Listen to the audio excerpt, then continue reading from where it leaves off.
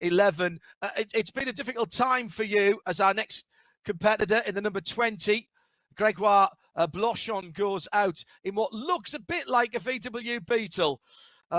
For the first driver up the hill, Scott Birdsall, in that 1949 Shell with the big Cummins diesel, 351 cubic inch, 5.8 and a bit in terms of CC. The Bug is still in the tree line, but climbing up. A little bit of diesel smoke as he gets back on the throttle through the S's, climbing up through to, he's gone past the brake test point, which is at Glen Cove.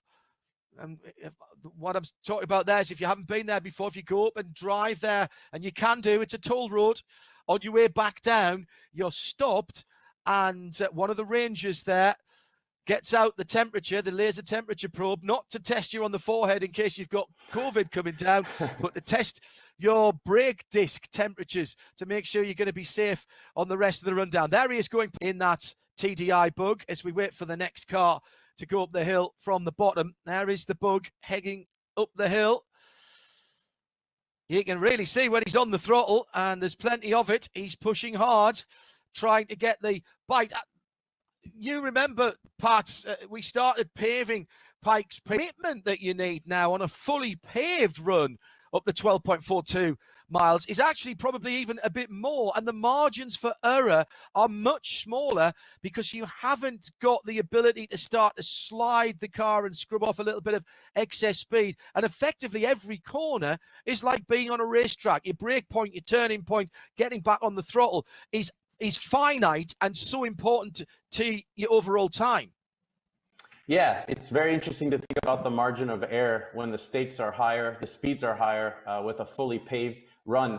I think that if you go back to the tire description and discussion, with dirt being a decreasing amount of the proportion of going up the hill, you still, if you had some, you still needed a tire that could get you through those dirt sections. So you were going to have some level of compromise on the tire choice. With it going to all pavement, that goes to, I would assume, a full slick for most everybody, depending on what the weather is doing. And that just changes the whole discipline as a driver. The speeds get higher.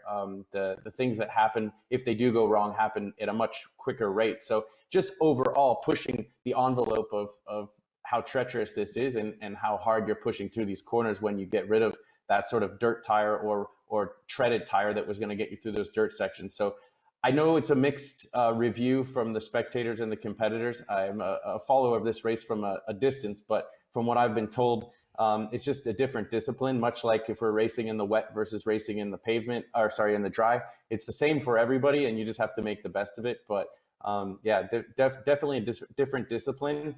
I love watching this Bug. This thing is angry. Wait to hear the scream of the 1300. Here it is. He's leading on that. A left front wheel there as you're turning into the right-hander.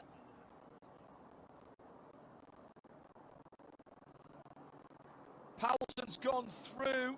He did lose a bit of time on the top as the Chevy Camaro of Steve Goodline goes off the line. Cole Powelson, 9:37.4. And that 2 seconds that he dropped in sector 3